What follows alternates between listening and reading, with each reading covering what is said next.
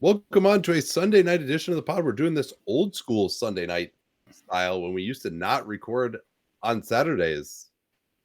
But Danny had a wedding to go to, and I was at the game. So I figured we would just catch up on all four games tonight here on Dunc'd On and Dunc'd On Prime and on playback as well. Let's begin with what took place in Denver. The game, I would say, of the weekend in terms of clutch, particularly given what took place on Friday night, as well. The Oklahoma City Thunder outplay the Denver Nuggets in clutch time and win it despite a crazy defensive struggle of a game. Was going to stick with you from this one. It was fascinating to watch game 4 in light of game 3, where, you and I didn't talk about, you and Dan did, but the Oklahoma City crunch time offensive struggles were a huge part of the story there. And I thought that their offense was definitely better in the fourth quarter of game 4 than it was in game 5. But really, to me, the reason the Thunder won this game was on the defensive end. Their defense was absolutely fabulous. I mean, you had that first quarter where the teams combined for tied for the lowest scoring first quarter in NBA playoff history, which is a pretty amazing stat, with 17-8. And I thought that the fourth quarter brought back some of that. I thought the Thunder defense was really fabulous. And part of what Mark Daigneault has to assess and figure out, not only with this year's team, but in future iterations, whether that is because they win the series in advance or otherwise, is not only which great defenders is he going to play, but in what combination. And I mean, you and I had an active discussion, and I think it worked out pretty well for him overall in this one. Yeah, it did. We did the fourth quarter for playback as well. And making the right decision to move on from Lou Dort, who was 2 of 10 from 3 in 19 minutes and just took probably 6 of those were pretty questionable shots, and also had a pretty ugly turnover. Just has not been very good at attacking closeouts. And I honestly think it's kind of eye of the beholder of whether he's better guarding Jamal Murray or whether it's Cason Wallace or Alex Caruso, but it's not eye of the beholder to me. You might say maybe Lou Dort as like a wide open standstill shooter is the equal and maybe the superior of Caruso and Wallace. The statistics would tell you that. But in terms of everything else that you need to do when you catch the ball with a slight advantage, he is not there equal. He's not as good as finishing, not as good at driving, not as good as passing. Like those guys are at least have some kind of point guard training. And Caruso actually really was a point guard earlier on, and they're also better finishers. And so I think, and Caruso is way better as a screener too. Even Wallace is better as a screener. He had a couple of pick and pop threes in game 2. So I thought that going there instead, he closed it out with Caruso. Dort didn't really play much in the fourth quarter. I thought that made a big difference in what the Thunder were able to do in the fourth. The concept of two dribbles and a good decision is there because a lot of players aren't going to be they aren't necessarily the ones who are driving offensive advantages, who are doing that. That's Shea Gilgeous-Alexander's job and a few other guys for the Thunder. But an important part of being a collaborator in a high-level team is not getting in the way or your own way. And I thought that Lou Dort, there are two things. One, you brought up the offense, and that's a great place to start. However, I also think that this isn't a great Lou Dort series defensively. I thought that Cason Wallace, to me, Wallace and Caruso also did a better job defensively, given part of the assignment. I mean, Dort, in the circumstances where you're doing a pure switch, sure. But OKC's doing a lot of different stuff. Sometimes they're bringing extra defenders in, they're doing other things. And so to me, the margin between Dort and the other two, as it exists on defense, if it does, is definitely smaller than the offensive one. You could argue that they all pull the same direction. So yeah, the Thunder process was a little bit better, I would say.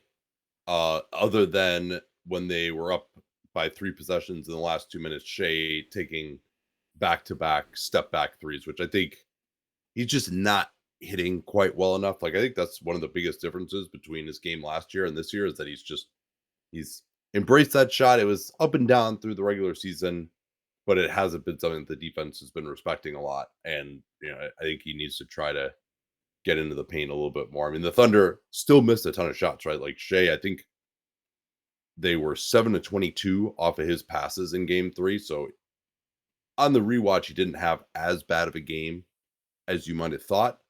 I still think he's really struggling to get by Christian Brown. And then the few times it's Russell Westbrook, he's got no chance getting past Russell Westbrook. Russell Westbrook is like might even just take the ball from him. Russell Westbrook is very intense on the ball, but unfortunately couldn't hang on the offensive end in this one, and neither could Christian Brown, in fact. But those guys, like Shea, is not being able to beat those guys. Braun is amazing at showing his hands. He's not getting to the foul line on those little cheap ones, though he did get there 9 to 12. Some of those came late. So it was a better game for him, 25 points. He was 8 out of 14 on twos and 9 to 12 from the free throw line. So it was really the threes that hurt his efficiency a ton. Also didn't have to play as many minutes, which I think was huge because they were coming back at the beginning of the fourth. So it's not amazing basketball. They found a few more things schematically, which you can talk about a little bit, that really helped. But again, it goes back to that ridiculous Thunder defensive performance. And this was another game where, I mean, Nikola Jokic is the front runner, even if I don't think he's going to win MVP this year. He's still, in both of our opinions, the best player in the world. And for the series now, after a fourth game, Jokic is shooting 39% from the field and 21% for threes. So the threes are really dragging him down. I haven't seen too much in the sample there. I'll be interested to see if you agree. That makes me think that won't, get back to normal. Like the OKC's, I think they're actually sometimes conceding better or even looks than we're doing there. But from two, I believe that it's real. And Jokic didn't turn the ball over. He had been at 7 per game before this one and only 2 in game 4. But the pressure they're putting on the shots, the extra bodies, that is making a real difference on Jokic's offense. Yeah, I've been a little disappointed in his scoring in these playoffs because I'm never going to say it's a basic formula with him, but the combination of never letting him go to his left shoulder or his right hand for passing, that makes it a lot harder too, frankly. Mm-hmm. And then also having a lot of bodies and help, and also forcing the Nuggets to beat him from the outside, which they were 16 of 40 in game 3. And they certainly were not 16 of 40. In this one, they were 11 out of 45. 45 is a ton of threes for this Nuggets team. They're just not getting anything at the basket, just tons and tons of jumpers. And we talk more about the Thunder scheme there. But I expected Jokic to just abuse Hartenstein, but because Hartenstein is getting physical with him and forcing him right shoulder, I don't know if it's this elbow thing that he's been dealing with. People have been talking about a wrist, but this has not been the same Nikola Jokic. Is it like, has no one ever thought of sending him right shoulder before? I mean, they've been even more aggressive on it at this point, and there are enough bodies around that they're not going to let him like get his shoulder past the guy and finish at the rim. He still is kind of taking more of a fadeaway, or he's not really going to take a left-handed hook shot. He's taking like one scoop shot in these playoffs. But I thought that Jokic would be a little bit more of a problem because it's very rare that they've just straight double teamed him. Like maybe they'll bring somebody like as he's truly going into his move over that right shoulder. But they've been physical with him. They're not letting him get easy catches. Hartenstein has been great. Like we got some comments in the playback, like, hey, why don't they get Jokic on the move more off these screens? Like he's getting through it. He's just getting like Hartenstein is doing a great job on that. And they also have gone to Jalen Williams too. They haven't been guarding him with Chet. So there's always been at least somebody who's big enough to kind of bang with them and not just get overwhelmed. And they also never let him they might let him get against a small 15 feet from the basket, probably more like 20, only if they get stuck in a late switch. That's generally not what they want to do, but they'll do it if they have to. But they're not going to let him get a switch against a smaller guy right under the basket without there being a lot of help. And there's always a guard just standing right in the charge circle for OKC. And that guy is someone who can do something. And that's a part of why, to me, Russell Westbrook is such an important tactical fulcrum of the series, is that Oklahoma City has been able to use him, and they've incorporated other guys too, who's defending Christian Brown, a few other things, to really just slow this Denver offense to a halt. And a lot of teams can cut off of that or do other things, but the Thunder are so good at playing the passing lanes and conceding the right shots. And it helps when Russell Westbrook goes 2 of 9 from 3. I thought his first half in particular was absolutely brutal offensively. And if you could get Russell Westbrook to not take the 25% his worst shots, then he would still be a different level player. He wouldn't be taking the minimum somewhere else. So that's a part and parcel to how Denver was able to get him. But Well, he it's also wasn't able to get to the basket.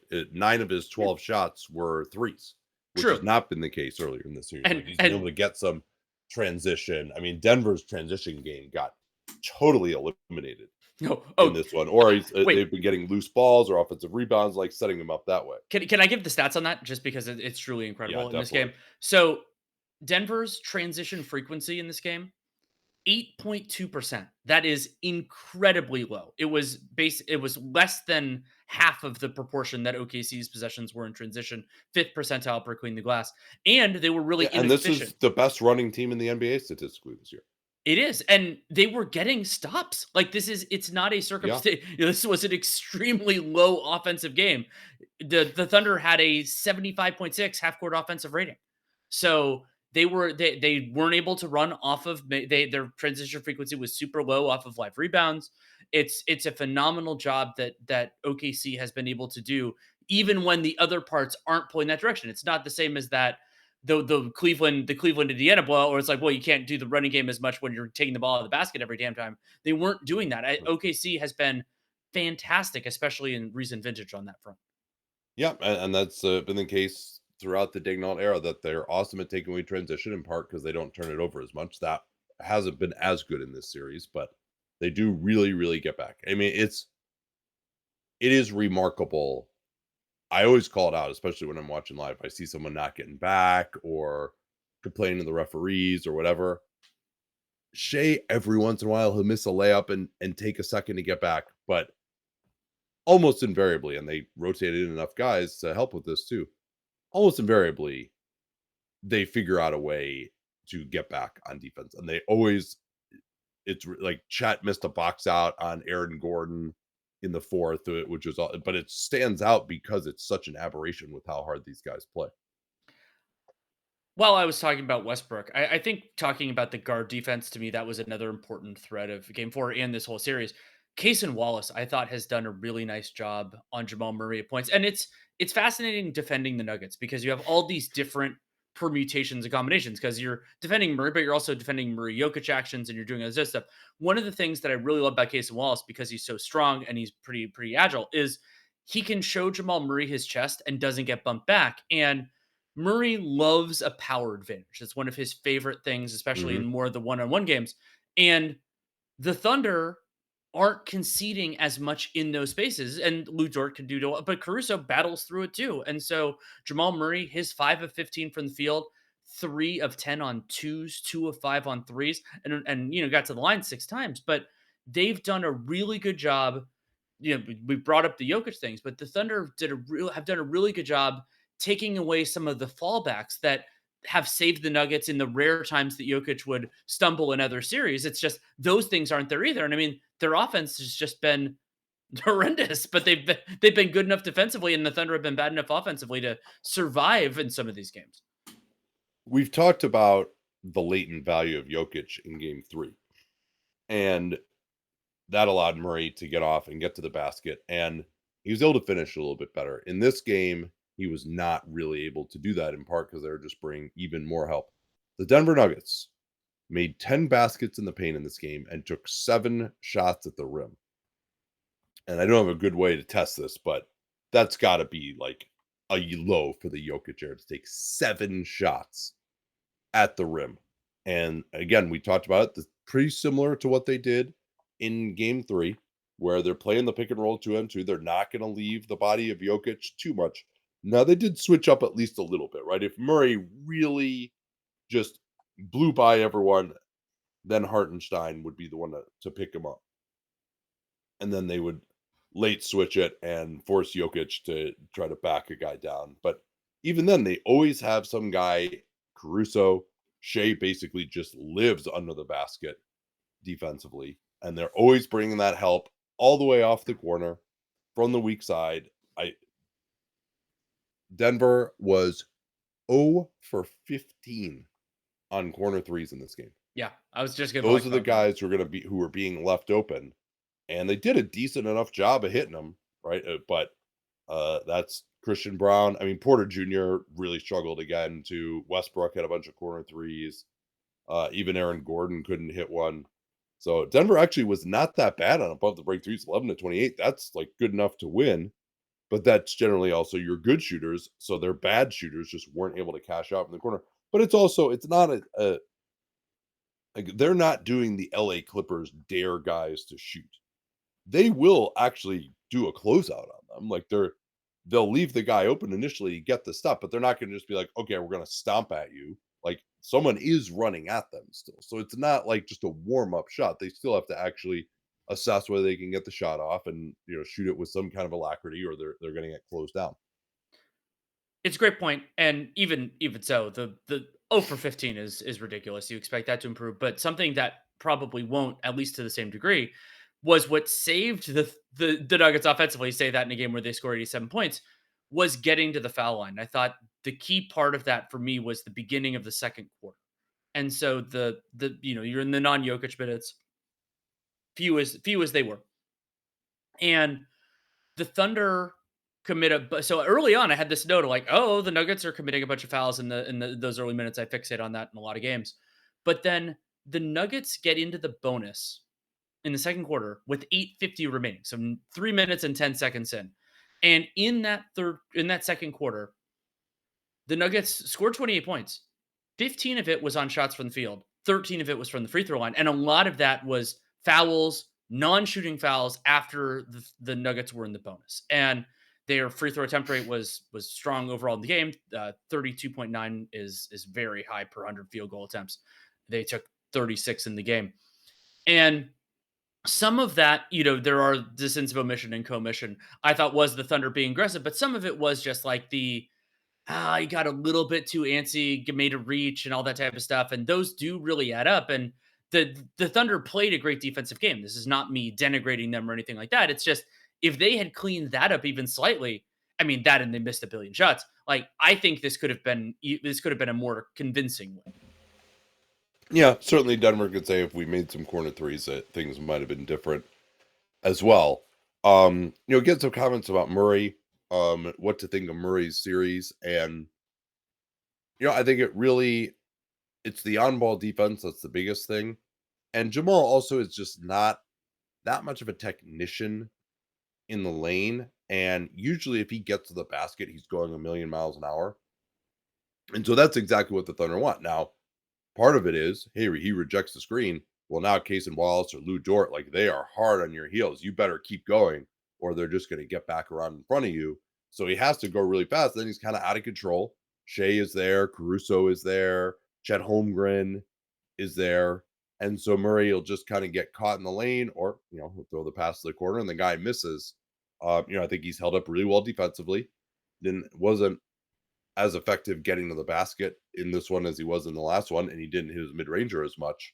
But I think I wouldn't say he's been the problem for Denver in this series. Like he's had two pretty good games in the two that they won, and this one, like he still wasn't great, but also, I think he was playing at closer to his usual level than Jokic was.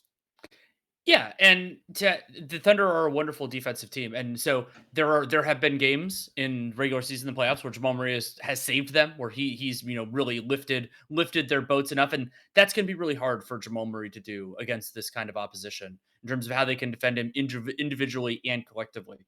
But I don't think he's the reason they lost, but he could have been the reason they won, and he wasn't. And so I think that's a fair criticism. Like you, I think he's been a part of the Nuggets defending as well as they have, that they're not having point of failures to the degree that I expected. And that is impressive because their defensive personnel, the Nuggets defensive personnel, is not nearly as good, both to my eye test, but also statistically as the Thunder, and that they've put these games, even with Westbrook playing a lot more and Porter Jr. at times playing a lot less. So I think that there's a level of appreciation that I have for the way the Nuggets have kind of been able to adapt to what this series has been. And I wonder if that's going to be able to persist, but they've been here now for basically most of 4 games. Yeah, do not count these guys out under any circumstances. Like, until the series is over, I mean, I think they're going to struggle to blow out OKC for sure. But I said that in the Clippers series, I was wrong. And that's part of the reason that I give them plenty of resiliency points here. Should we talk about the 17-8 first quarter, the lowest scoring first quarter?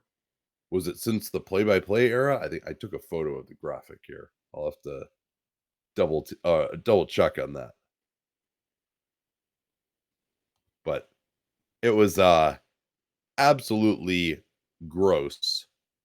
The Nuggets must have thought they were the Cavs. They had 2 field goals in the quarter. And OKC was 1 of 11 from 3. Nuggets, that they missed 8 corner threes and were 0 for 13 from 3, not including a heave. And then were 2 of 7 in the paint. Like, they just couldn't get anything going other than getting to the foul line for 4 made free throws. So 17-8. Yeah, I mean, that in particular, if OKC had just hit a couple of shots, but Porter Jr. was missing a couple open ones there too. Like, it definitely wasn't as bad as it looked, but pretty remarkable that with ostensibly the 2 best offensive players in basketball in this game, that you would have the lowest scoring playoff quarter of all time. It was ridiculous, but it takes both teams, the team shooting a combined 1 for 25 from 3 in that first quarter. Like that's an important part of how it happened. Also, this is an interesting thing. There weren't many points off turnovers. There were 9 turnovers in the first quarter, but there were only a combined 5 points off them. They were missing a bunch of shots. Some of those were the missed threes, which is discussed. And also, both these teams were doing a good job getting back. They weren't conceding like run out dunks or anything like that. So yeah, it was notable. It was fascinating. And then there was this funny thing that right after that, even though Jokic was off the floor, the beginning of the second quarter, I think it was the beginning of the second, might have been the beginning of the third. Like, neither team could miss for like about a 2-minute stretch. And you're just like, oh, okay, I guess that can happen a little bit. That might have been the beginning of the third. And but it was, these teams are defending really well, they're working hard, but when they're missing a billion shots, then that's a part of the story too. Yeah, we also had the team shooting a combined 13.6% from 3 in the first half, which is the worst since 1998. And I think anytime you see since 1998, I think that just means that they can't go back further because of the play-by-play doesn't go back that far. Also, that's really only 5 years or so before that is when teams really started shooting any kind of appreciable volume from downtown. Let's see what other things.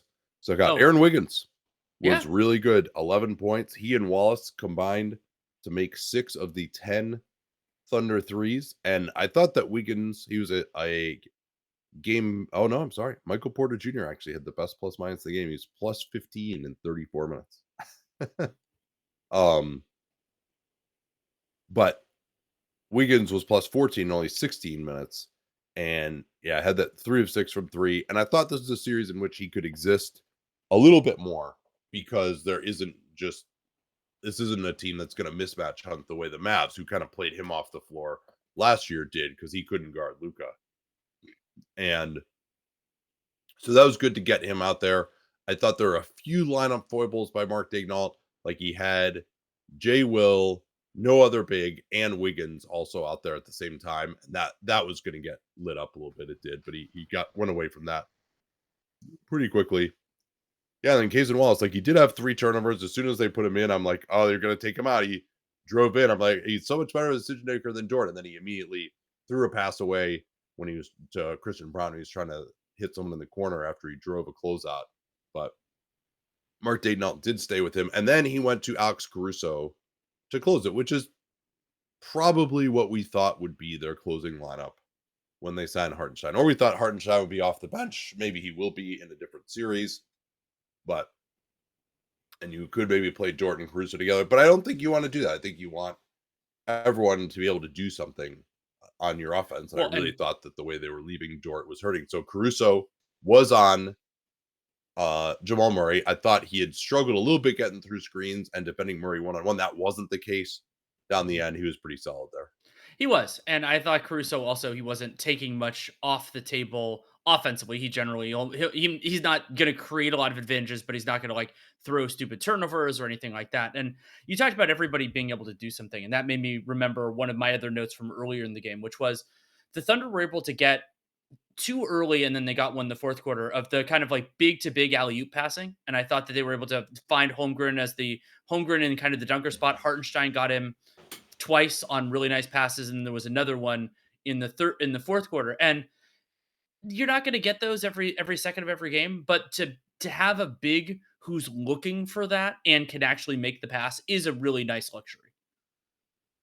Yeah, and Hartenstein, a big part of it was because he has that floater, he could force the big to come up. A lot of times it would be the Nuggets played a lot of 2-3 zone in this game, and OKC did just enough to beat it late. But Hartenstein getting it there, being a threat, forcing the big to come up, and then putting that backside guy into difficulty, that forward in the 2-3, either has got to guard the shooter on the wing or he's got to take Chet in the dunker spot. And I mean, what that one pass that Hartenstein threw, I think Peyton Watson thought he had it covered, and it was just perfectly online. Ended up getting Chet and one on that. Or it might have been that one. Actually, might have been Hartenstein. Someone else might have thrown that pass. But in any event, Jalen Williams really struggled after that big 30-point game. Just wasn't able to get out in transition the same way. Did have a pretty big shot at the end. I thought he played good defense though, especially in the beginning of the game. I was watching J-Dub guarding Aaron Gordon and just making his life harder, especially inside the arc. He has so that's an important part of it. Yeah, he didn't have 30 like he did, but I mean, the Thunder, it's as we often see with really good defenses, it's a total team effort and it's a lot of different compositions. And part of what makes OKC so different is that their best players, their most prolific players offensively, are completely bought in and completely capable. And I mean, Shea being so much better defensively than the average high-scoring guard is a big part of this too. Yeah, I thought even they might try J-Dub on Jamal Murray. They did a couple times. Yeah, I think that might have just been more ad hoc, but and use Caruso more as the help guy when they went to that closing group. But then they just went with Caruso, and that worked pretty well. Other thing that they went to late was setting screens for Shea way up at half court, even against the zone. Jokic felt like, because you need to stay attached to Shea's body, right? Like that's something that the Nuggets have done a really good job of, particularly in his ISOs, is getting into his body so he can't just do all this like dance around multiple moves over and over again. And then they also have enough nail help that he can't just go one way, pull back, go the other way, change speeds, change direction as many times as he wants. Because you're getting into his body, you're probably forced into one side, and then there's a guy there. And they're like, yeah, you want to throw it one pass away and shoot a semi-contested three against a closeout? Like, yeah, we'll give that up. And again, Shea is not also like when he does try to get the separation against Westbrook or Braun, or even Murray, he hasn't succeeded as much. He's a little better against Murray. And even when they're in man, they would keep Jokic in a drop. He really was not getting up to the level hardly at all. And they're going to the same strategy that they did to protect him way back in that Utah series in 2020 when he was getting completely destroyed by Donovan Mitchell, which was just, again, giving a lot of gap help, a lot of nail help from the guards. That worked pretty well. But then they started setting the screen way up top, and Jokic felt like he needed to get out there at the very end, even when they're in the 2-3. And then Shea was able to split that one time. And then another time, I think he was able to set up J-Dub for a huge shot as well. I think that was that the 1-3 that he hit down the end of the game? That was no, he never hit a three. He never. Been, I think it was a 2 that he hit. But there was a big shot there, to be sure. And yeah, it was a good wrinkle. I don't know that you can do it every beat of every game, but I think the Thunder have found a few different ways to attack. I mean, at least they had something. And then of course, when they were up, there was Shea just going to dribbling the air out of line, going to the step back. But at least they gave up like one really quick 2. But then they forced them to use a bunch of time, and Shea used the entire 24-second clock. So they ended up, not getting in too much trouble, even though they gave up a weird double lane violation and a 3-shot foul. And by the all way, glad that the NBA is calling lane violations after the last few days. However, there is a potential new like monkey's paw thing, which is the one player drawing the other player in, and it being just a jump ball instead of it being like, hey, the person who induced you brought up the analogy on the live show of like inducing a false start. Like you could kind of offense and defense, you could do it either way. It's like the person who does it first is the person who is in the wrong. And then they're like, oh, well, they both stood over, so it's going to be a jump ball. There's also a way to tactically potentially use that for one side to use that to their advantage if it goes to a jump ball. Awesome coaching and execution by the Thunder. David Adelman takes his use it or lose it timeout. Oh, yeah. They want to bring it the length of the floor. You can't advance it, obviously, at that point anyway. But it is noteworthy that on occasion, teams will bring the ball up and then call the timeout, in part so you can't do this. But they deny the ball in bounds, get a 5-second, and then Shea immediately got a fadeaway. So that was just a huge swing. The other thing, too, is Denver shot themselves in the foot. Their missed jumpers, like Westbrook missed it just completely airballed a wide open corner 3 in the last 5 minutes. And he had to be taken out because he wasn't shooting well enough, and that hurt the defense. And then they also just missed a bunch of free throws, like Jokic missing free throws. He was 1 of 4 in crunch time. Gordon missed a couple. He missed 2 out of the 3. The last was an intentional miss on that 3-shot foul that he got late, even though the game was probably over at that point. Yeah. So I thought Denver just was not. If they had executed a little bit better, this could have been another classic game. And I did think that they kind of shot themselves in the foot a little bit. They did, but I also thought the Thunder were defending them really well. And so I think that kind of ties in with where you and I haven't talked about this series in now 2 games is I'll just, instead of asking you, I'll start with my own thought, which is that the equilibrium in this series is a Thunder advantage, not a dramatic one, but a real one. But the Nuggets wins are well within the margin. And I think that means this is we already know it's going 6 at minimum, but I think it's going to be long. And normally when you'd say like one team more likely to win the blowout, the other team not, that means you think it's like, oh, it's clearly advantage them. I don't think that, just because the OKC's had some crunch time foibles and everything like that. But I do think beyond the normal home bet superior seed 2-2 having the advantage in a game 7, I do think I think both teams can play significantly better offensively than they did in game 4. But I think that the margin for the Thunder is higher, and that's amazing to say for a team that has Nikola Jokic on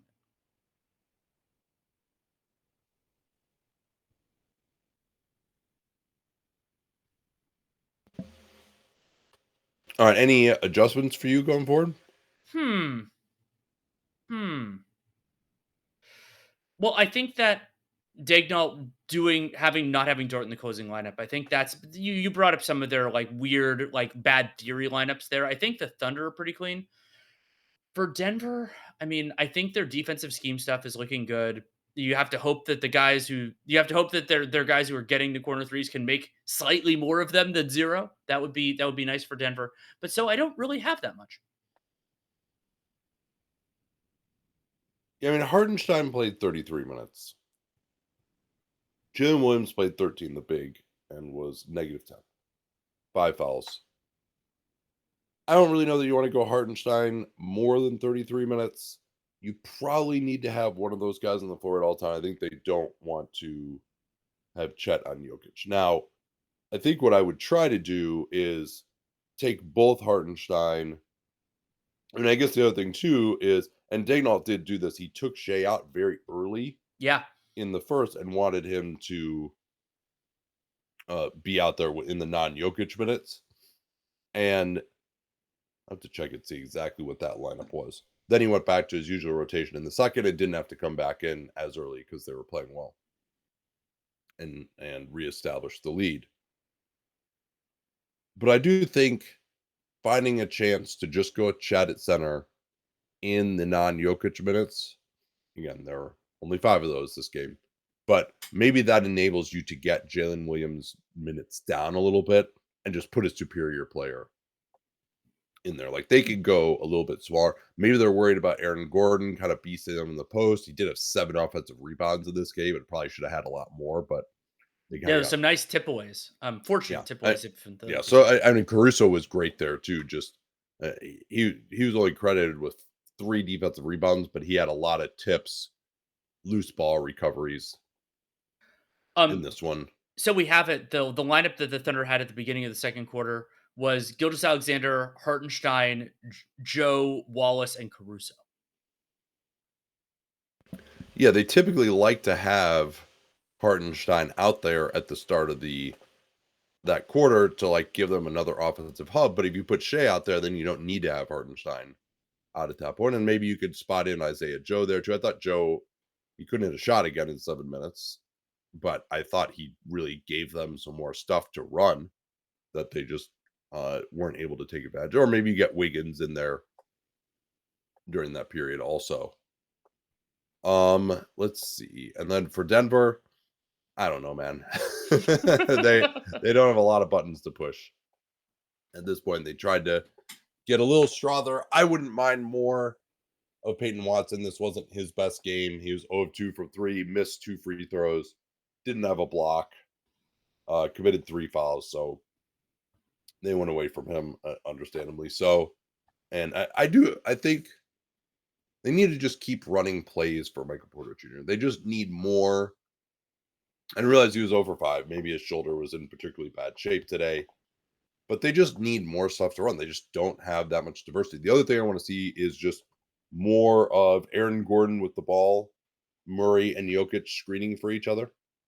I think I'd even would like to see Murray setting more screens for Jokic as well. Like, see if you can get Jokic a quick duck in here and there. Let him get to that left shoulder a little bit. Again, they'll probably bring help off the corner, but that's not the end of the world. I think Jokic, 2 of 8 from 3. He's still trying to be aggressive there, realizing that that's kind of the shot that he has. And I think also if you could find a chance for Gordon to try to duck in, but Chet has been pretty good on Aaron Gordon, and only 10 shots for him, only 3 twos for Aaron Gordon in this game. Yeah, I thought Chet and J-Dub did a nice job on Gordon overall. So, what's your feeling going forward here? I think, as I said, I tried to summarize it earlier. I think that the equilibrium is in favor of the Thunder, but not dramatically so. And so I think I expect them to win the series, but it won't take much. I mean, games 3 and 4 are relatively good proxy for how this can go. If the Thunder don't play well in crunch time, there will be close games in the series. So if I had to guess, we have one more OKC blowout left in this one, or at least like a comfortable win. And then we have 1 or 2 more close games, and then that determines who wins the series and in how many games. Yeah, I could definitely see OKC and their fans getting pretty tight if it's close late in games 5 and 7. They've been through a lot of trauma in those circumstances, not necessarily with this team. Although I was joking with someone in the media room yesterday that I just want to see the Thunder lose just so we can listen to Sam Presti tell us why they're totally on track, and a 68-win team losing in the second round is like, it's no big deal. It's all part of the process. Well, Nate, what about a 64-win team losing in the second round? Probably going to happen. They are looking dead.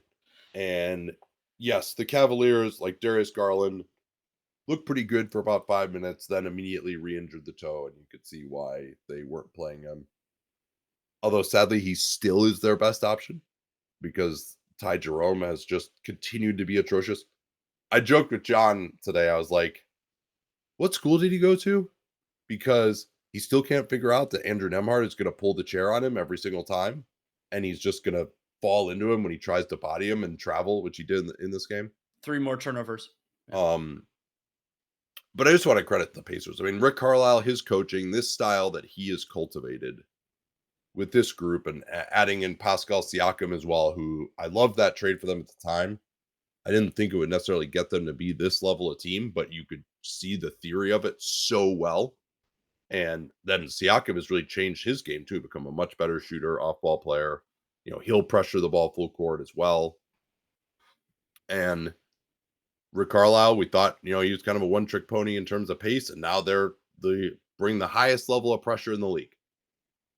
Even more so than OKC on a full court basis. And I knew that Cleveland was in trouble when they couldn't even get the ball over half court, the first 5 times on the floor. Dude, you guys are fresh right now. This is the beginning of the game. And you, Aaron Nesmith, Nemhard, Darius Garland was looking terrible.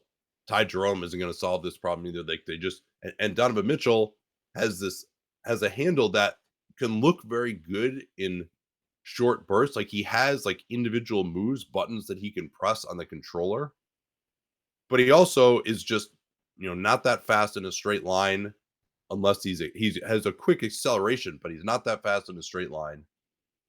And then he also just his handle's not that tight. He can make the one move to get the separation, but it's not multiple moves. It's not common. He's not a natural point guard. And that he also is when you're getting pressured up, if you've never really felt this in a basketball game, because I was someone who's slow, I could dribble a little bit, but in high school, our philosophy was we're going to play all this pressure defense. Sadly, they didn't build the system around me. I don't know what they're thinking, because I was not exactly Mr. Pressure Defense. But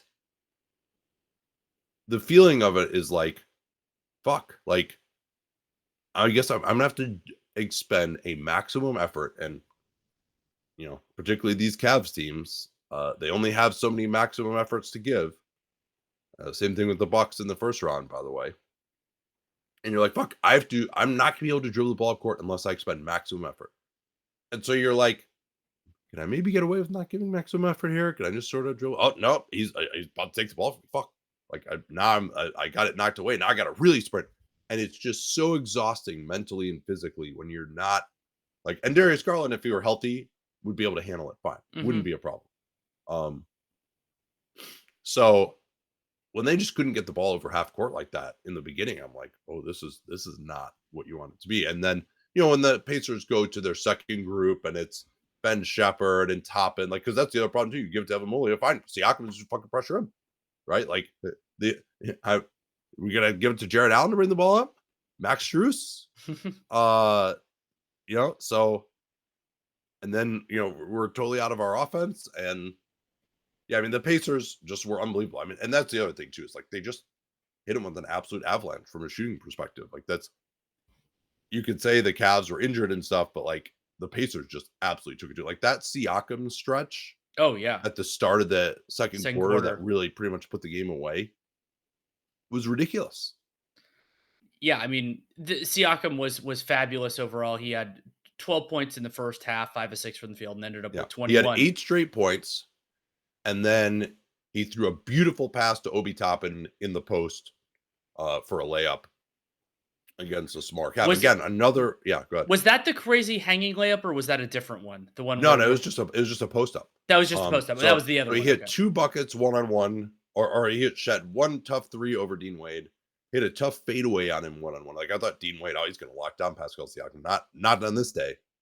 And then he hit another 3 up top, and then threw this great pass. And that was the other thing the Pacers did too. I mean, they just absolutely smelled blood in the water and just took huge chunks out of the Cavs at every possible opportunity.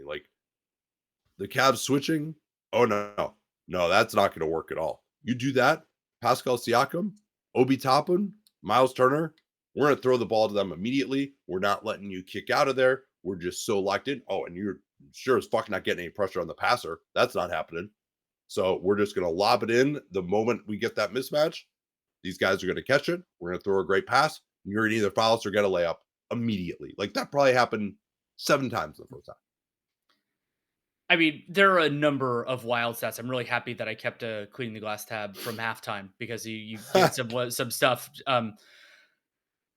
The half court offensive ratings in the first half: 64.6 for the Heat, 137.5. The Heat. Sorry. I'm sorry. Is this the Cavs playing the Heat? The Cavs playing the Heat. No. So 64.6 for the Cavs, 137.5 for the Pacers. So that is, not only are those both ridiculous numbers, that is more than a full doubling up in terms of half court efficiency. And as you mentioned, the pressuring, you see it in the proportion of things in half court, but also in Cleveland in that first half, in part because they were to take the ball out of the basket every time. Their transition frequency, I brought up how low the Nuggets one was. It's even lower, was 6.2%. Indiana didn't actually run a ton in that first half, but they didn't have to because they were scoring everything in half court. Yeah, they got Strus in the post with Siakam. Mm-hmm. They got Turner in the post. Mobley and Allen were getting totally pressured up as well. Like, they were fumbling passes out of bounds. I thought that was big too. I mean, nothing would have beaten the Pacers on this night, but Kenny Atkinson not really going back to the two bigs after those crazy numbers that Dan cited in game 3 of how awesome they were. Yeah, it really took him a long time to get back to there. Darius Garland committed 6 fouls in the first half and got called for 3. He was just fouling Aaron Nesmith left and right. Just like they said that they basically like put something in his shoe so his toe couldn't bend, and like it was painful watching. Like, he was giving everything he could, but he didn't have much.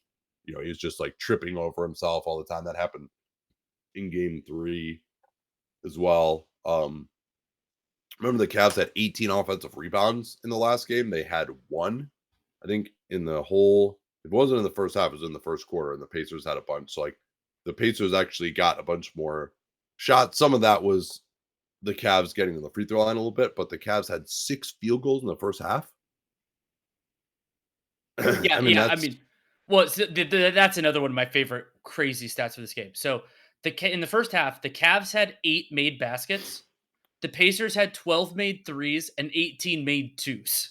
So they had the beat in each of the separate categories, and I think they had more points off free throws, or they had a lot of points off free throws as well, because they were getting some advantages there.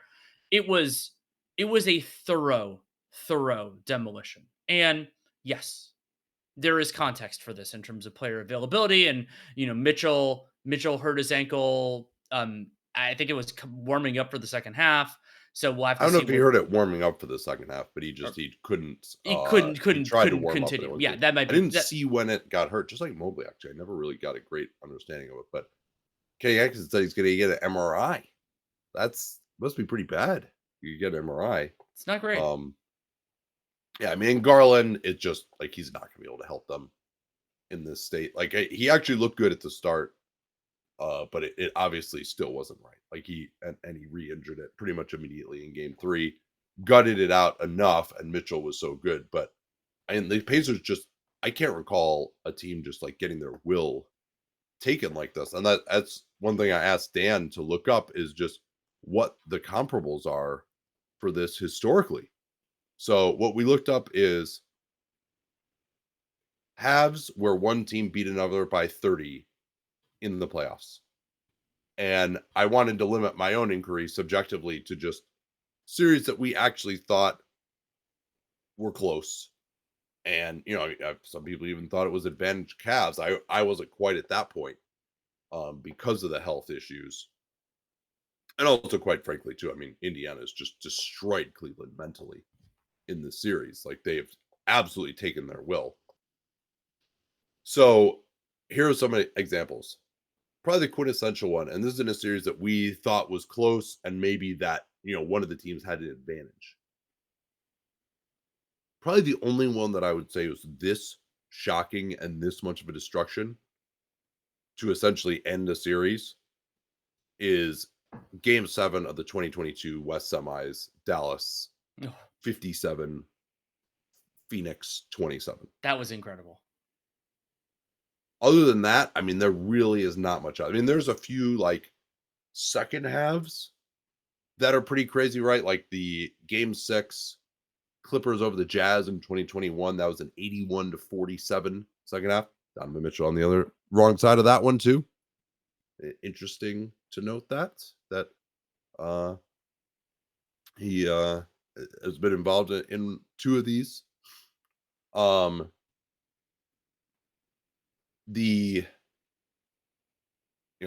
so these are not ones that, those are the only ones that really just like ended what we thought was a competitive series. That's about it. I can't really think of many more I mean, some of these go back to years and years and years ago. It's interesting too that about half of these are in the last 10 years. Well, Maybe more threes, not only are faster half of them in the pace. last 10 years, 5 of them are these playoffs. Yeah, game 5, Boston, Orlando, Cleveland, Miami, game 4, I think, first half, OKC, Memphis, first half in game 1, and second half of game 3.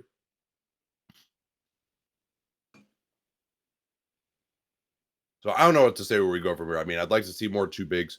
DeAndre Hunter has had a horrendous series. Obviously, he has the thumb issue as well. I think then Ben Matherin has really gotten into his head. Ben Matherin kind of sucker punched him in the stomach and rightfully got ejected. That was actually a really good job by the referees seeing that. But you knew he had to do something pretty severe to have DeAndre Hunter just walk up on him like that. Like I can't remember the last time someone just walked across an entire court, pointed at a guy, lined him up, and just shoved him. And then Matherin, he flopped, but he knew what he had done, right? Like he was Yeah. trying to agitate. And, usually you would see like, okay, the guy's ready for it. They start shoving each other. Like for him to just, actually, I don't think he flopped. He let himself be knocked over. It's a little bit different. Not a Matishvia level of flop, but, and so people are like, oh, why isn't that the same discipline for each? Well, because Matherin had a closed fish. Closed fish is automatic flagrant to an ejection, and then And generally shoving is a single technical, which is what right, Miles Turner got as well. Like that's the yep, general yep, the general concept. yeah. And That and was the best moment of the game for the Cavs. there weren't many other good ones. And Hunter, yeah, he definitely, I mean, feel for the guy, especially considering I vehemently disagreed with their adjudication of the foul that Matherin committed on Hunter in game 1, Yeah, which that's just what led. started this whole thing. Yeah, exactly. And so to have that kind of linger for him is unfortunate. And so I think it's possible that we see some version of a Cavs response in game 5, despite how thorough this demolition was. But player availability, and it's not just availability, it's also capability will be what could be a limiting factor there. But like I would be stunned if the Cavs won this series now. I wouldn't be stunned if they won game 5. I would be stunned if they won the series. Yeah, I mean, and we'll see. Are they going to start Jerome? Like Jerome has just been so bad. We'll see. I mean, the only way they win Game 5 is if the Cavs or the Pacers don't bring the same level of pressure because they have just completely wilted in the face of that. Tyrese Halliburton, great bounce back game for him. He was diving guys up all over the court, just crossing the lane, throwing jump passes, no looks to guys underneath. Obviously, they hit every shot. I mean, Oh, the final numbers. Can you just give us their shooting in the first half?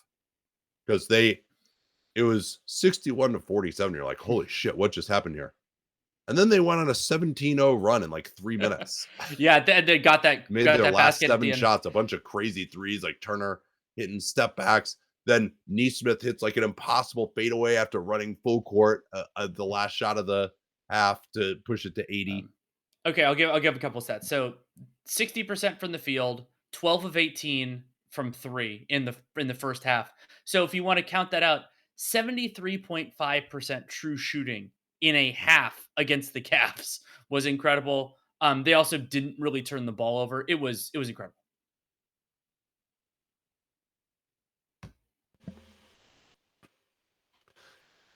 Yeah, I think Evan Mobley scored their first bucket of the half and didn't score again. It was amazing what they did to them. I just was it was shocking, but like you knew it was happening right at the very beginning, and you're like, okay, Mhm. well, this is just like, yeah, maybe the Pacers wouldn't have shot as well. Cavs could have made a few more, but you're like, if this is how it's going to go, this is going to be like an epic blowout, and the tenor basically never changed. Let's talk about the Boston Celtics getting back into their series against the New York Knicks. Absolutely, and they did it through a 115-93 victory, and they had a comfortable first half margin. And for me, I obviously Boston making threes, and 20 out of 40 is an anomaly the other way when they had these horrendous shooting games in games 1 and 2. But what part of for me was the one of the big stories of game 3 in this series is that the Celtics defense slash the Knicks offense has been like, but I think of it as a lot of it is the Celtics defensive execution has been really good, and they just weren't able to capitalize on that in games 1 and 2, in part because of the shooting and the crunch time foibles. So here are the Knicks offensive ratings, full and half court in the first 3 games. I'll do the full offensive then half court because it's just to tell the same story.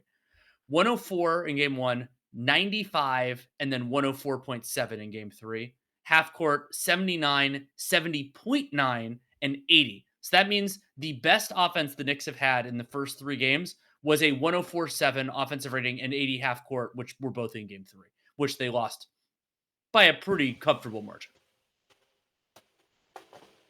Yeah, other than getting on the offensive glass, which Mitchell Robinson had 6 in 19 minutes, but only 4 of 12 from the line, ended up having to be taken out again due to the haka. Tom Thibodeau said, well, if he makes them, I'll keep him in. Otherwise, I got to think about it. And Knicks had 16 assists in the game as well. Celtics only had 23 on 40 field goals, despite making 20 3-pointers. 20 of their 40 made field goals were threes. Or 20 of 40 from downtown.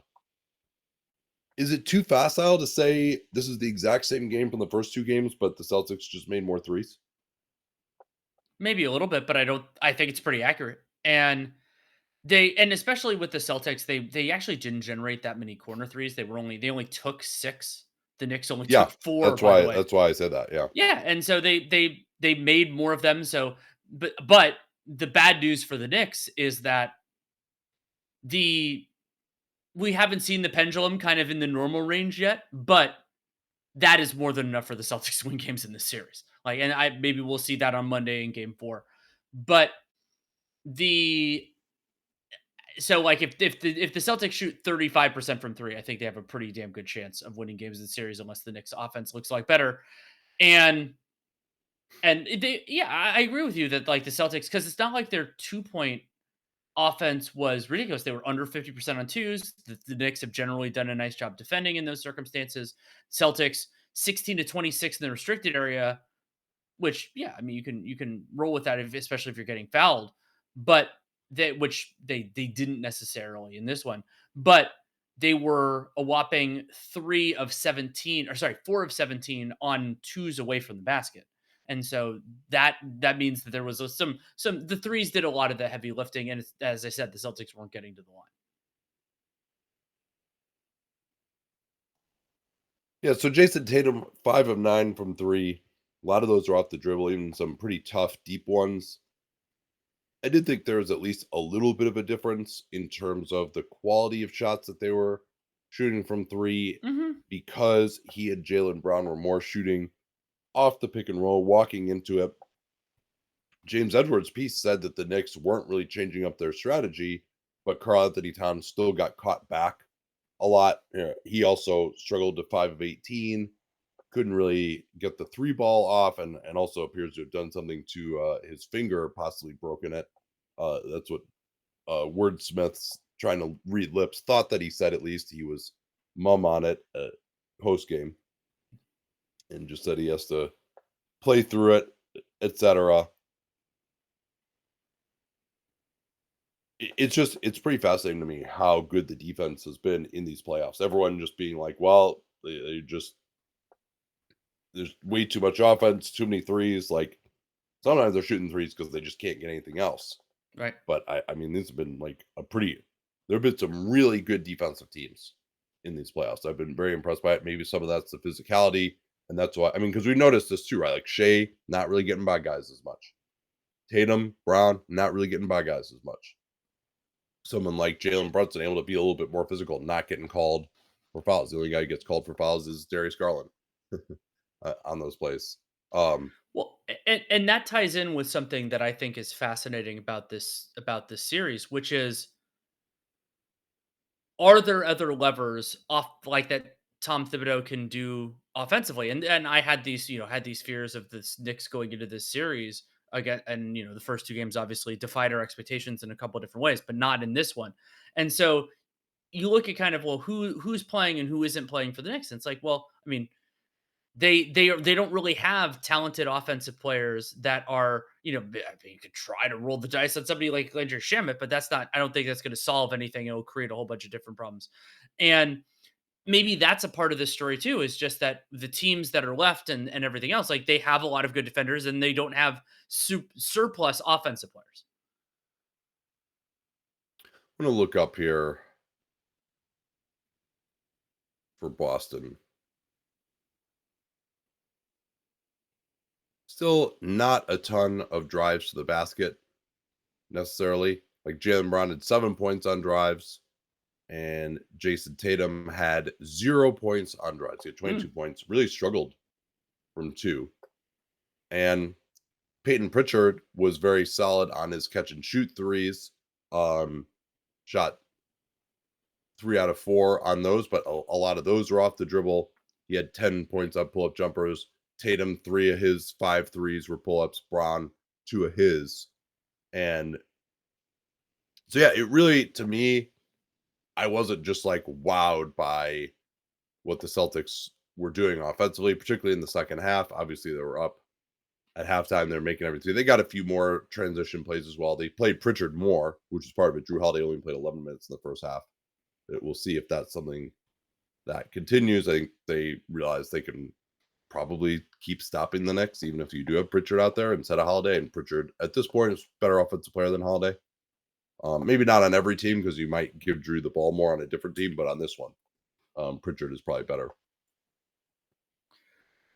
One of those wild cleaning the glass stats is that Boston scored 2.25 points per transition play. Their frequency was low, like so many teams. 2.5 off of steals, 2 points per play off of a live rebound in this game.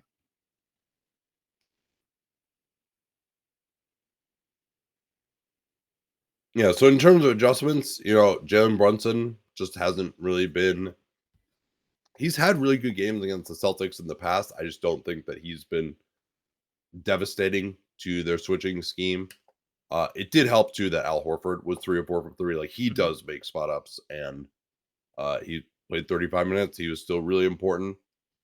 Porzingis at least got to the foul line a few times. Also blocked some shots. Like they're going to continue bringing him off the bench because of this scary illness, and he's going to foul a lot too. But he at least was plus 11 in his minutes. Gave them a little bit more spacing than Cornette does, even though I think Cornette's been pretty good.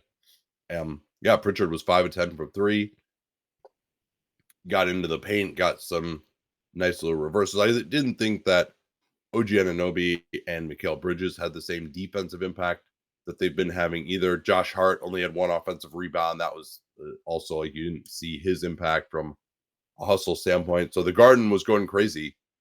Knicks only 5 of 25 from 3. Like that's just not enough 3-pointers to get up. It's gonna if the Celtics are making any shots at all, and again, I don't think that their offense was so much better in this game, but if they're making any shots at all, you just can't make the math add up with 5 out of 25. Maybe you can do it by just crushing the possession game, but that's the other thing that the Celtics didn't do is they didn't turn it over. And yeah, only 8 turnovers in the game. Only 3 of those were live ball, and so even so, the Knicks, they did have an advantage on the offensive glass, but it wasn't enough to crush the Celtics in any way. Yeah, so I mean, I predicted the Celtics were going to win the next 2 as the most likely outcome. I do think they have an advantage in this series, but the Knicks, all they got to do is win 1 and put the Celtics backs against the wall. They've proven they could do that. They also though have trailed for 85% of the series. Yeah. And I don't think a team has ever won by trailing by that percentage. So they need to play a lot better than they've played in the first 3 games. They are very lucky, frankly, to be up 2-1 right now. They could easily be down 3-0. They've been down 20 in every single game. Yeah. They got to find a way to play a lot better. Mm-hmm.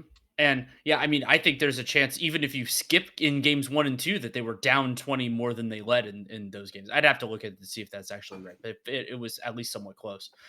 Yeah, so we'll get a lot more We'll get a lot more detail on that in the series. But I mean, the Knicks could win either 4 or 5, and if they get either of those, then the Celtics' backs are against the wall. And I mean, they've already won 2 games in Boston, but Game 4 will be indicative of kind of where this series is. And I like you. I think that it's advantage Celtics, and by a reasonable margin. Golden State and Minnesota. This one was there for Golden State to win. I thought at the beginning of the game it was just going to be the exact same as it was in the game on whatever day that was. I guess that would have been Thursday, where they just played some of the worst offensive basketball I've ever seen. I thought there's a big difference between like what Golden State did and like what Denver was doing. Like Denver was getting some open shots. Like Golden State was just like threatening the shot clock on every single possession in the first 18 minutes of the game on Thursday. And you felt that for the first probably 6 minutes of this one. And then Jimmy Butler really got going once Rudy Gobert went out of the game, once McDaniels went out of the game, started going at Dante DiVincenzo, and Golden State started to play better. Their defense was awesome. They actually led at halftime despite being 0 for 5 from 3. But despite that, I thought the Wolves really needed a recalibration, because there are all these plays where Jimmy is just like, all right, I got DiVincenzo, I'm just going to go right through him for a layup. And there's like no help whatsoever. And I asked Chris Finch after the game whether he changed up the strategy at all. I mentioned the threes. I just asked the question poorly, because he kind of focused more on the threes aspect than the fact that they did a great job of protecting the rim. But that's really what changed. That's why they're able to win this in the fourth quarter, was the Warriors couldn't make a shot in the paint. Jaden McDaniels was awesome. Gobert was awesome. Finch, I thought, really managed his rotation well down the end, got to the right combinations, and they found the right mix of taking away the three, but also not letting the likes of Kuminga and especially Butler beat them at the rim defensively. Something I was really interested in, I kind of as this game flowed, was that in the first half, the Wolves offense was pretty terrible when Gobert was on the floor, and then it opened up. And some of that was just the sample sizes and everything else. But then Gobert, he only played, it was like about 8 minutes during the, like he had long stretches where he wasn't on the floor during the meat of the second half. And so I'm wondering, I'm like, how is Finch going to do this? Because firmly believe that the Wolves defend so much better when Gobert is on the floor. And I mean, the numbers bear that out, everything else. And so I was wondering where Finch was going to go and like who he tried and trusted. And I was happy that he went back to Gobert for some important parts of the fourth quarter. Yeah, and Gobert delivered, not only on defense, but offensively. Big offensive rebound that set up a three after a steal, ran the floor and beat everyone down and got an and one dunk. Hands were a little bit better, made his free throws as well. He made every single one. The only one that missed was a lane violation. They called it a lane violation. And then also for the Wolves, Julius Randle was awesome in the second half. We'll get to Ant too, but to me, he really just gives them some of the side-to-side flow that they need. He's, of course, kind of a deliberate player, but if he gets the ball now, and this is a big change from where he was with the Knicks when he also had no one to pass to early in his time there. But when he gets the ball in space, he makes the right decision instantly. Like there was one play where he caught it up top, shot clock running down, knew he could get it to Jaden McDaniels for a huge three on the right side, just instantly swung it to him, knew where it was needed to go. He'll cross the formation through the lane, kick out to these threes where a guy just moves a couple of steps and gets open. And then he went right at Draymond Green and ended up not quite fouling him out of the game, but got his fourth foul, which was a huge play on a very controversial one, I would say, because Draymond Green, he'll kind of try to take this charge sometime where he's not actually in front of the guy in legal guarding position, but he's kind of backing up. And then the guy will also kind of catch him with a forearm at the same time. Called a blocking foul. He's clearly not in his path. But Randall extends the off arm, and you're not supposed to be able to extend it past 90 degrees of your elbow. So he definitely did that. He definitely pushed off. And I'm like, all right, what are they going to focus on? They're going to focus on down his path. They're going to focus on the off arm. They focus on not being his path. I wish they focused on the off arm more, but think they probably adjudicated correctly. It was a very, very close call. And so that was Steve Kerr's challenge. Then Draymond got his 5th foul on a Chris Finch challenge of a Julius Randle foul where Draymond had a fistful of Randle's jersey. I thought it was kind of marginal. I don't think he really impeded him, but they now have like decided to go back to just if it's technically a foul or not instead of saying marginal contact. And so maybe the return of Scott Foster has had something to do with that. But in any event, I think maybe the league was just like, no, we got to go back to if it's technically a foul, we're not going to like make the judgment of whether it's marginal contact if there is contact. The other one was the Jokic play with Caruso in the OKC game as well, where there didn't look to be very much contact.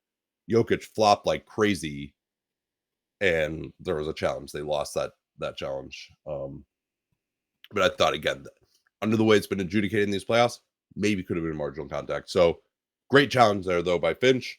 Gets Draymond's 5th with about 6 minutes left. And the very next possession, he goes up, thinks he's blocked at Jaden McDaniels' dunk.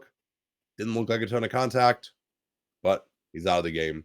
And once he goes out, he's almost as important to the Warriors defensively, maybe even more so than Steph is offensively, because they have just gotten completely lit up around the basket. Kevon Looney was ineffective as a rim protector, to say the least. You can ask Anthony Edwards about that one. Oh, yeah. And that's the other best guy that they have. So it was, they're not playing Quentin Post, and they don't really have anyone else who's going to do it. So that was kind of the game when he fouled out. I think it was only a 4-point game at that point. We should go to Anthony Edwards' second half. 28 points on 10 of 16 from the field, 4 of 6 from 3. Played the whole half, had 2 assists. Of course, was the Wolves outscored the Warriors by 7 in that stretch, which they needed to win this game. And Edwards was getting downhill. He did make his threes during the second half, but also took was 6 of 8 on shots in the paint, including some real highlight plays. And Edwards using his strength, Edwards beating his guy, and it being such a great 2-foot leaper. I thought that worked really well against the Warriors too. I like that they put him higher out on the floor. Also got him in some transition situations as well. But in the first half, and in a lot of this series, he's been on the side. The Warriors scheme is, we're not even necessarily going to square you up, even in isolation. It used to be, keep the guy on the side. We're going to ice you in a pick and roll. Now it's almost become, we can't stay in front of you. We're going to push you towards the baseline. We're going to trap the box with a help defender and force you to make a pass. So he got more transition opportunities, but they also put him higher up on the floor where he had more room to isolate and where the help principles aren't as solid, and they couldn't really direct the ball as much. And so I think that definitely helped as well. But, a lot of his plays kind of came in more broken situations in the second half. What did you make of Butler and Kuminga's games? Because they both had 30 for Golden State. Also, I thought that Butler helped give the Warriors a kind of an identity and a place to go offensively at some key moments. You brought up him attacking Dante DiVincenzo, and he also had some nice passes as well. And I thought that his drive game, again, this Warriors team, this group that's out there is going to struggle to get anything good. So whatever they can generate an advantage or generate, even whether it's free throws or whatever, that's there. And then Kuminga, especially, he was effective, had a really nice dunk on a cut, was able to get some stuff going in transition. Was just, to me, in many ways, he was kind of like attacking more and thinking a little bit less, and that can actually be decent. It's funny thinking about him against the Wolves, because it was actually the point that I brought up during the season of Kuminga being defender agnostic was against the Wolves because he was going at Rudy Gobert a bunch of times. Well, it's also noteworthy because that's the pick they got from the Wolves. That's in the true. Russell Wiggins trade. In the D'Lo Wiggs trade. And so I think that, and Kuminga, he didn't have, to my eye, as many defensive brain farts. It'd be interesting because you were in the building and I wasn't. So I thought that, this is definitely closer to the Jonathan Kuminga that the Warriors wanted to see, and way closer to the Kuminga that he had been than the guy who was an absolute disaster during a lot of these playoffs so far. So that's definitely encouraging. And I don't think, especially in Kuminga's standpoint, that I think there's some real to this, and he can attack and all that. But the core challenge for the Warriors, and maybe I'm making let's focus on this, and then I'll make the big picture point after. Yeah, Jimmy, I thought he was really punishing those drive. I mean, the drive that he had on Gobert at the end of the first was pretty ridiculous. Like, just completely shoulder him out of the way. Like a guy that size against Gobert, like, it was just so physical. He did appear to re-injure the glute at the end of the first half. I thought he wasn't moving as well, but still had himself a really nice third. And like they ran more pick and roll with him. And then he just is able to he's not going that fast, but he gets that separation initially, kind of like Harden in some ways, where you just Mm. even against like a Jaden McDaniels or somebody else, like certainly Naz Reid or any of these other guys, DiVincenzo just couldn't guard him to save his life. And so he's able to kind of get the initial separation, get it in the lane, and he wasn't able to finish down the end. Where I'd like them to get him the ball more is in the post triple threat. He made Anthony Edwards look absolutely stupid with his triple threat footwork on a spin move. That's where I think he's most dangerous. Get him the ball with a live dribble. Like that's what he was doing when he first became a star 10 years ago with the Bulls in that 14-15 season. He came out with this footwork. You're like, oh, okay. And really, there's I've never really seen anybody who could stop him there if you get him the ball with a live dribble. It's hard, easier said than done, though. Mhm. And the Wolves in the first half in particular really took the Warriors screening action out, and they did it with pressure. They just would not let the Warriors enter the ball into the post so that they could run all their split cut stuff, which kind of killed them in game one, even when Steph went out. So the pressure was really useful. They just needed to get more help at the rim at the end, but they forced him to go out the drill. And then I thought Kerr erred by only bringing Jimmy in after 1 minute. I thought he had a little more time there. Having go 23 minutes in the second half, like he just didn't have the explosion to finish at the rim. Wolves defense was better, to be sure, but he just wasn't getting off the ground He didn't have the juice. nearly as Yeah, I well. agree. Well, and that also might have been something with the glute as well. Like, I mean, to play him that much after he may have aggravated it in the first half isn't Yeah, fantastic. I mean, it's just like I would have waited until like Kerr is really going after this one. I think he kind of it's weird that now that he all of a sudden like pushes the minutes way harder than he ever used to when everyone's older. Um, but I do think that was like they'd outscored him 2-0 and they really only sat for one possession. Like give him another a little bit more. And then Kuminga, yeah, he was really solid. Defensively, he had a couple like the Looney dunk was because he wasn't really in a stance and Ant wrong footed him and then That's went true. down and just eviscerated Looney. But he blocked Ant once, got a couple of steals from behind deflections, blocked a Conley 3-pointer, blocked Jaden McDaniels at the rim on a dunk attempt. So he was the guy that we always have wanted to see from him defensively in particular. And then he even, could guard the ball on Ant. I didn't think Gary Payton II was unbelievable on him. And I think finally the whole putting Buddy Hield on him it might have to get retired at this point. So like that when they first acquired Butler, I'm like, I'm a little worried about this trade. They don't have anyone to guard the ball. And as it turned out, Butler was just so good, and really even more so, Steph and Draymond were so rejuvenated. Pods was way better that they didn't really need Kuminga. Obviously, now they do, but they really could use his skill set of like someone who can do something with the ball, but also can guard the ball. Yeah. And so that's going to be key. I don't know. I mean, Steve Kerr, everyone seemed to think, we're kind of right there. I don't know about that. We'll see if Draymond can play a little bit better against Randall. Randall had a triple double for the Wolves, his second straight 11 assist game. I thought he was huge on the boards in the fourth as well. Like the Wolves totally out rebounded the Warriors as well in the fourth. Brandon Pajemski is completely out of sorts in this series. He is utterly flummoxed by the Wolves' length, and yet he still feels pressured to take a bunch of difficult shots as well because they just don't have that many guys who can create. Moses Moody is just totally useless. He's in his own head. Quentin Post has been kind of unplayable too. I would try to get a little more post in there just to get some shooting, but So Pajemski's yeah. Pajemski's shooting 23.1% on threes and 23.1% on twos in this series, which is pretty ridiculous. Like that he's struggling for both. And as you said, like the Wolves' length and pressure is just that, and I don't know what else is going on, but it's just not going well for him. Yeah, and I think the Wolves just weren't helping off of the Warriors' bad shooters enough. I think they came in being like, all right, as long as we don't give up a bunch of threes, they can't beat us. And then their own offense was pretty bad. And then they gave up a bunch of threes in the third. Warriors were 6 for 11 in the third after over 5 in the whole first half.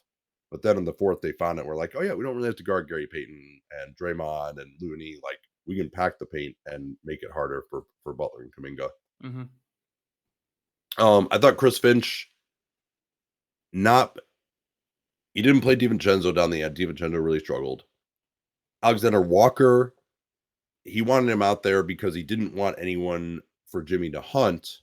And that worked pretty well. But then they had a late turnover when they were up. And he's like, all right, we got to go back to Mike Conley. I also thought Conley helped keep their offense afloat in the first half when they were really struggling with his pick and roll game with Randall. They went to kind of a different group. I don't think they had Gobert start the second quarter, in part due to some Naz Reid foul trouble in the first. Jimmy actually did pretty well going up against Naz Reid. That's something the Warriors will probably need to look to do more of. But I think there's not a ton. Do you start Kuminga in the next game? No, I think you try to get some energy off the bench. I think that, I mean, it's not like any of the other guys are really covering themselves in glory, but I think that having Kuminga come off the bench is probably good, especially because then he gets to play more with one of Jimmy or Draymond off the floor. But if you could maybe the opposite of a quick hook, you could have a quick trigger to bring him in. Maybe that's the solution. Yeah, maybe start him in the second half too, which they did in game 2. So yeah, I mean, this is still the Wolves series to lose. They just have a massive talent advantage right now. Edwards getting going was huge. Like the Warriors are going to need an unbelievable Draymond game to make it 2-2. Steph Slater reported that he started doing at least a little bit of light shooting, but they have this 3-day break because of the Valkyries home opener. Game 6 wouldn't be till Saturday, but I mean, I get to game 6, and obviously this will be the easier one to get than game 5 without Steph. I mean, it feels like maybe they could rush Steph back for game 5. I mean, they still need to win that game, even if they do win game 4. Sure. But it's all like that extra 3 days would be massive. All right, then. This was fun. One more thing. Okay. Monday is the draft lottery. You and I we're not going to talk about any of our prospects yet. I want to ask you a question, which is, let's call it basketball karma. Is there anything, and if you want to lead it to me, I could do it, of the things teams that you either do want to see get rewarded or don't want to see get rewarded based on how things went? No Spurs, no Pels. I'll add in I'll add in no Sixers. Like the way that I feel sympathy for how far their season went off the rails, but the aggressiveness that they took. Not that I'm saying it was justified, but also like I don't want to see that. And it's funny because the pick would go to the Thunder if it's not theirs. But I mean the Tyrese Maxey stuff and everything like that. I don't want to see them like jump up to like the top 2 or 3 picks. I'd actually like to see them lose it personally. Yeah, I mean, I would say the 4 that I most want to see win it are Utah, Washington, Charlotte, and Brooklyn. I'd like to see Portland as well. Also because I'd like to see them get a talent infusion. That would be fun for me. Yeah. Yeah, that's true. They haven't had any lottery luck so far. But yeah, who I don't want to win it, obviously Dallas. And there's a lot of teams I don't want to win it. The Chicago, Sacramento group, of course. Yeah, but also not San Antonio. Like them putting those 2 guys together would be pretty insane, I think. Do you want Philly to keep their pick or lose it? I want them to lose it. Top Sixers. Well, what are the chances of that? What are the chances of keeping the pick? Oh, I think it's like 55, 60%, something like that.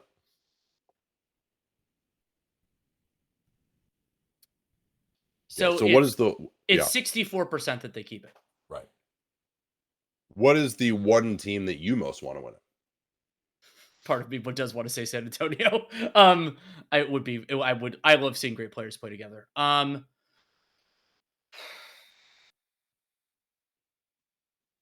The Wizards. I think that would be. I think the some of the that would be, and especially because having a good group there, and I think that generally this management group has done a pretty good job there. Them, Yeah, yeah, I'm trying. Wiz and Charlotte are the two I want the most. Charlotte's just they're just don't have the other tent poles. So like maybe Flag, and we're not doing a scout or anything on him right now. Maybe he can be that guy, but I worry that the Hornets are just too much of a mess for too long. Whereas the Wizards, I think they're a little bit closer. All right, then. Well, we will see what happens tomorrow. TBD on doing any live shows tomorrow. You may have noticed I'm a bit under the weather, so I got to save my voice for the actual pod. Well, and we have to go to Actually, no, we're Chase. not going to do a live show because we're going to the Warriors game. If I can even make it there, I may actually just stay home, but we'll see. All right, talk to y'all tomorrow.